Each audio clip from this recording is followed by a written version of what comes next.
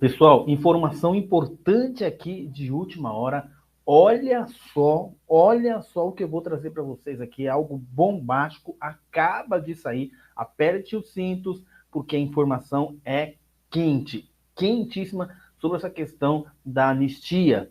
Informações importantíssimas. E mais, senador na Espanha. Gente, já vimos aqui assuntos de jornais alemães, argentinos, dos Estados Unidos e agora mais um país. A Espanha também recebe a denúncia, olha só, gente, em relação ao que nós estamos vivendo, principalmente essas informações estão chegando em relação às decisões do STF. Vou trazer para vocês, sobretudo, a questão do Moraes, né? Vou trazer tudo aqui para vocês, rapidinho, mas antes, esmaga o dedo no like, deixe seu joinha aí, pelo menos uns 30 mil likes, para a gente movimentar o nosso canal, para o nosso canal criar força e continuar trazendo conteúdo.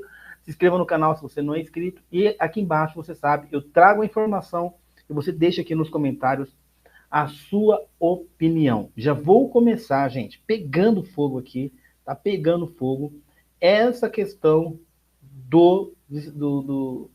da Espanha. Olha só, daqui a pouco eu vou trazer essa questão da anistia, mas olha assim, aqui, a questão da Espanha. Senador Girão faz discurso no Senado da Espanha denunciando, gente, a situação do Brasil.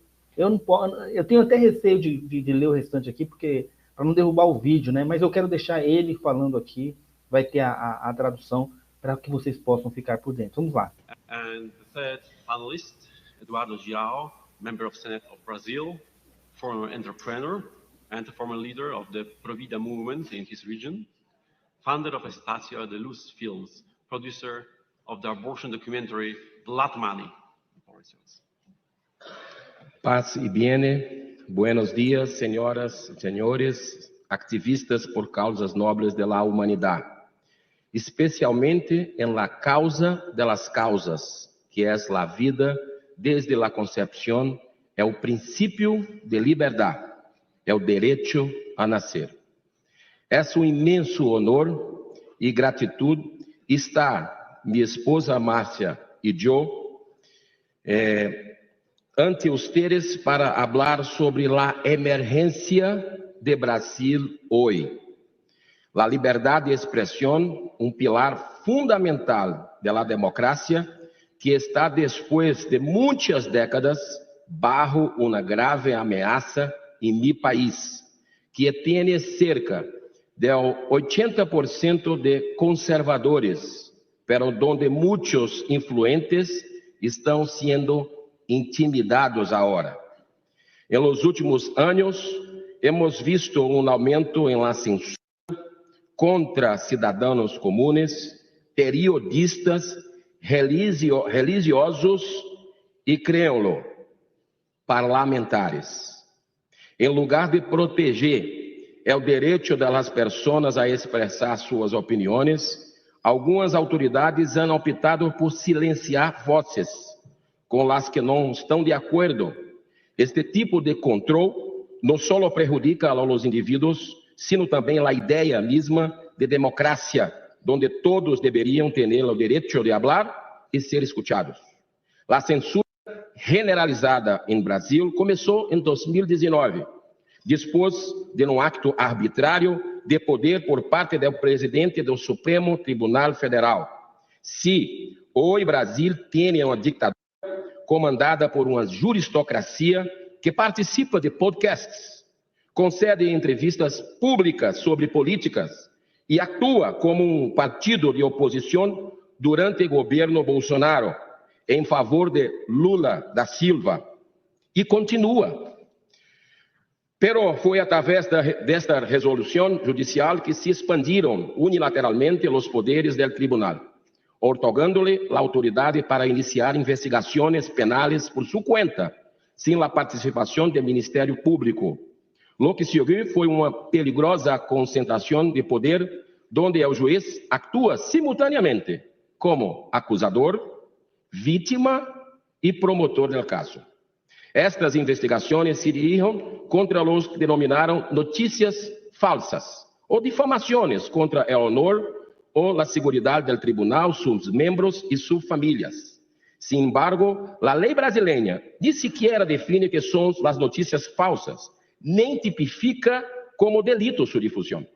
Sendo uma base legal clara, as decisões se estão tomando de forma arbitrária. Isto marcou o início de um precedente peligroso, onde a censura foi justificada mediante interpretações legais distorcionadas. Ordens judiciais se han utilizado para bloquear contas em redes sociais e aplicação de mensageria sem explicações claras, especialmente durante momentos cruciais, como as eleições municipais e nacionais. Estas ações, a menudo, vêm acompanhadas de ameaças de fortes multas, obrigando as empresas a cumprir. Não teremos, agora, seguridade jurídica em Brasil. Também temos casos de periodistas perseguidos e exilados, a violação da imunidade parlamentar e incluso a detenção de alguns congressistas, e claro, sempre conservadores de direita. Incluso houve censura prévia de um documental 2 dias antes das eleições presidenciais, algo flagrantemente inconstitucional.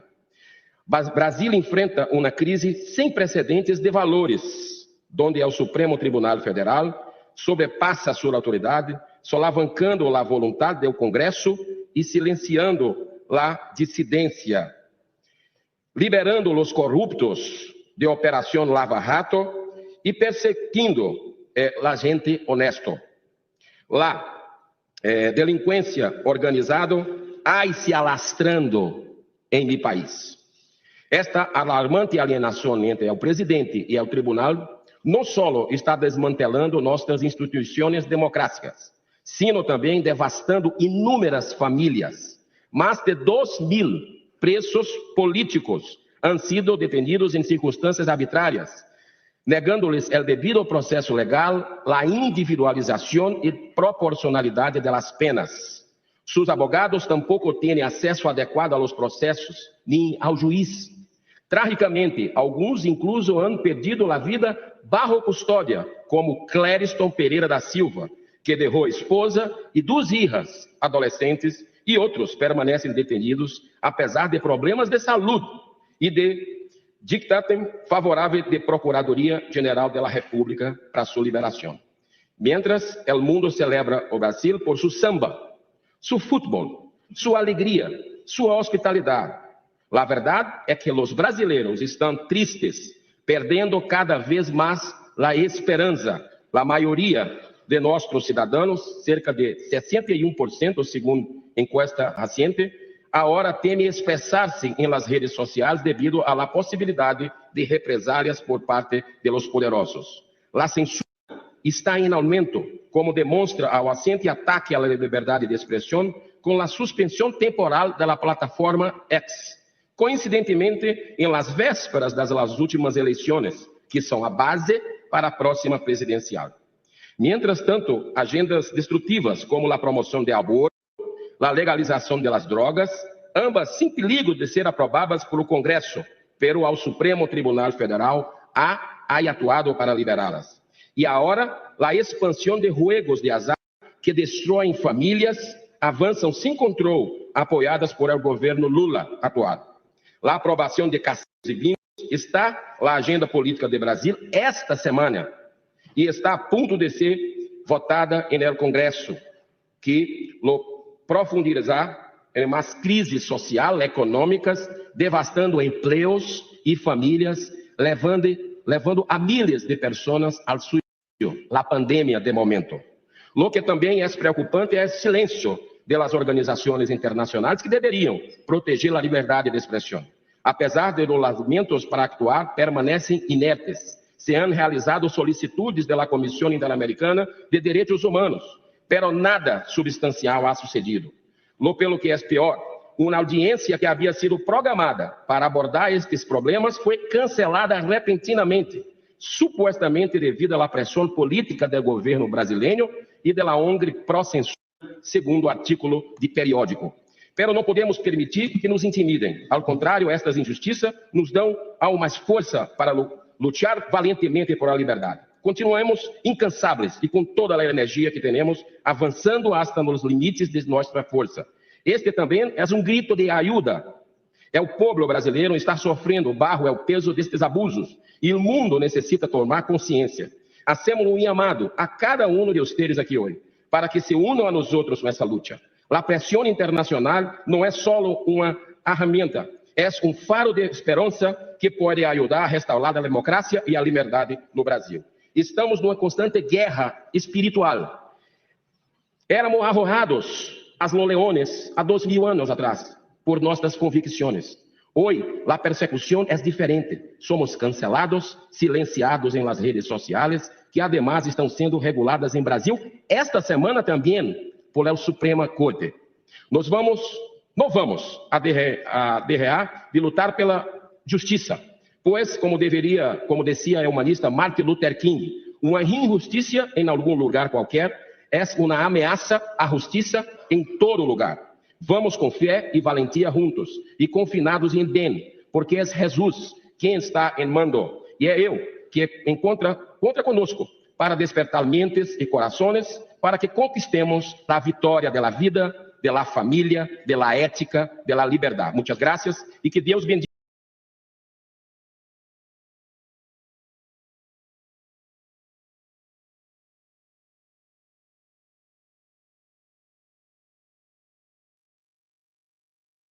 Número um, não existe nada outro que tenha mais importância do que a anistia. Veja bem, Cris, nós estamos pedindo, nós estamos lutando para agaranhar os votos, para fazer a anistia de quem não cometeu crime, e nós estamos pedindo quem foi anistiado por cometer crime, por quem foi deportado por crime de assalto de banco, por matar pessoas, assaltos, por sequestrar embaixador. Essa gente que está falando na grande mídia, que foram anunciados, que receberam anistia e que estão por aí dizendo anistia zero. Não há anistia, não há anistia.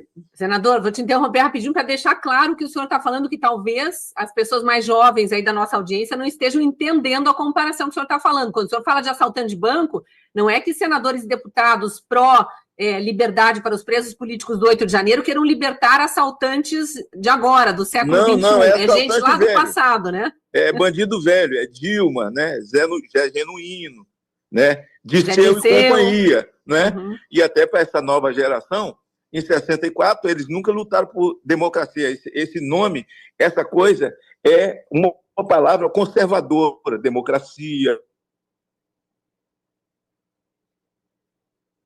Opa. Família, né? Família. E o Gabeira fala com muita propriedade, e também com o Jorge lá, que é presidente do PV, o maior defensor do aborto no Brasil, que é de esquerda, que eles queriam uma ditadura do proletariado, eles não queriam nenhum tipo de democracia, e disse mais, se os militares nos fez mal, nós fizemos muito mais a eles. Então eles assaltavam banco, eles mataram pessoas e foram anistiados pelo governo militar, assinado por Figueiredo, João Figueiredo, a anistia desses que voltaram, se elegeram para a Constituição de 88 e votaram numa Constituição que o Ulisses chamou de Constituição Cidadã, mas, na verdade, é uma Constituição para nós aqui, que sabemos que é uma Constituição com viés muito mais ideológico do que um viés republicano democrático de verdade. Você lembrou bem, porque senão essa nova geração não vai entender. Então, nós estamos falando de anistia para quem não cometeu crime, e quem cometeu o crime foi anistiado, voltou e virou deputado. Isso. E lá em agosto, né, senador, teve uma audiência pública muito importante no Congresso para falar exatamente sobre a questão da anistia, os presos políticos do 8 de janeiro, relembrando também a morte criminosa do Clériston, o Clezão, né, que foi preso provisoriamente, ficou 10 meses sofrendo horrores na cadeia, com 8 pedidos de soltura até pela própria PGR, não analisados pela Justiça, enfim. E naquela audiência já teve um pronunciamento a favor de anistia de uma parte considerável dos senadores. De lá para cá mudou a quantidade, o número de senadores adeptos da ideia da anistia para os presos do 8 de janeiro? Não mudou. não mudou. Aqueles que verbalizam, mas existem aqueles que fazem parte, estão juntos, mas não verbalizam, e existe muito medo, né? Eu não entendo o que é medo, assim. Medo ao Alexandre de Moraes, alguns outros concordam com a anistia, mas são comprometidos. Eu acho que não sei como uma pessoa que não é de esquerda ainda faz parte da base, né? Mas isso é de qualquer um, de um governo como esse, eu não sei que tipo de base é. Mas com relação à anistia, certamente nós teremos um número muito maior do que aquele que nós somos, que fazemos oposição de fato direta ao governo. A oposição de fato direta ao governo tem muitos poucos, né? Mas com relação ao dia 8, com relação às pautas conservadoras que diz respeito a gênero, a droga, aborto, há uma convergência, independente das confissões religiosas. Eu espero, Cris, na minha conta, é que a gente tenha realmente uma maioria para poder fazer essa anistia. Muitos que estão calados, que fazem parte do governo, até que fazem parte do mesmo grupo que comanda a mesa e que estão trabalhando para continuar comandando a mesa, que hoje, na verdade, o Senado virou um puxadinho do governo federal, e um puxadinho maior, né, com mais ostensividade do STF, né? O STF tem um poder sobre o presidente do Senado, que é uma coisa violenta, né? Mesmo esses que pertencem a esse grupo têm um pouco de bom senso com relação à questão da anistia e à questão dos crimes, até porque tem família, são cobrados nos seus estados, no dia a dia, mas alguns dizem que não vão para o confronto porque não gostam de confronto, não vão para a bola dividida porque não gostam de bola dividida e tal, tem a dele, na hora de votar vai votar e tal, e aí uns 3, 4 ou 5 acaba fazendo essa bola dividida aí, sabe, em nome de todo mundo. Mas a questão da anistia, eu acho que, com fé em Deus, a gente espera a maioria no Senado. Mas aí não tem previsão de quando vai a votação, então, né? Eu acho que nós não podemos deixar votar nada, né, depois dessa tal eleição da mesa aí. Eu acho que nós temos que unir as duas casas, né, e não deixar votar nada, até que se volte à anistia.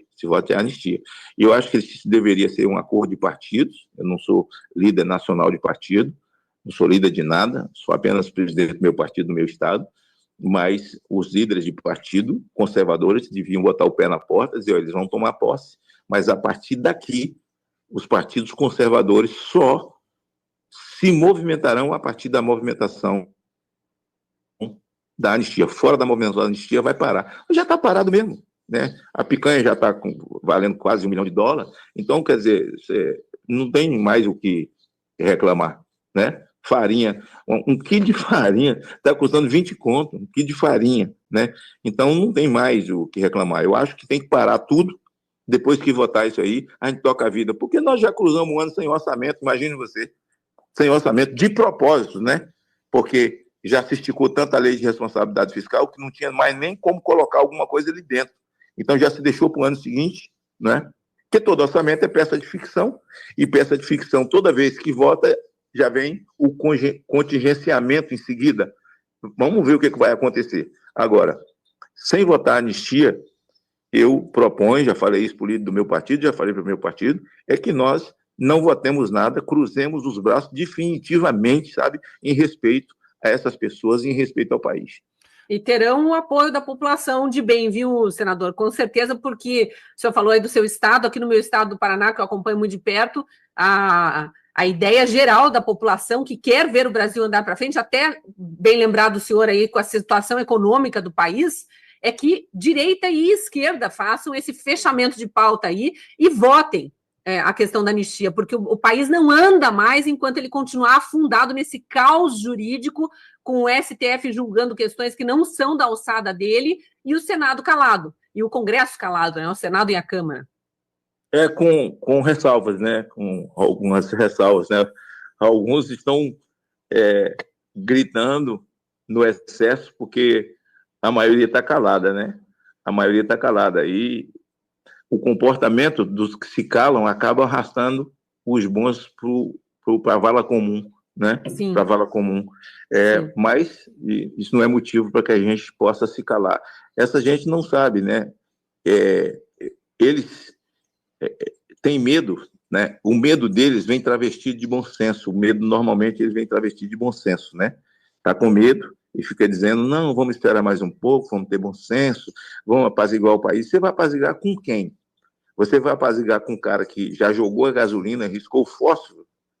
Você vai convencer ele que é ele que vai apagar o incêndio que ele fez? Isso nunca vai acontecer.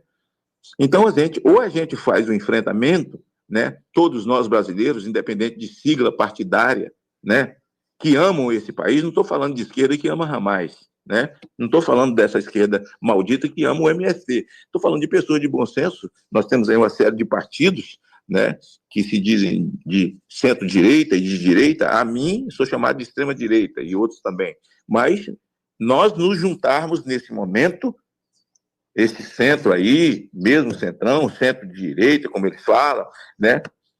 E quem está no centro está muito mais tendente a ir para a esquerda, mas esses que têm tendência para ir para a direita, de direita, e nós que somos de direita, nos juntarmos e dizer, olha, encerrou a farra do boi, não vota nada. Ou vota anistia ou não vota nada. Até porque já não vota nada mesmo. Tudo que vai para o Supremo, o relator é Alexandre, certo? E tudo que a casa diz que vai votar, eles já antecipam com entrevista de Gilmar. Eles podem até votar lá, mas a gente aqui resolve. Exato. Onde é que nós estamos?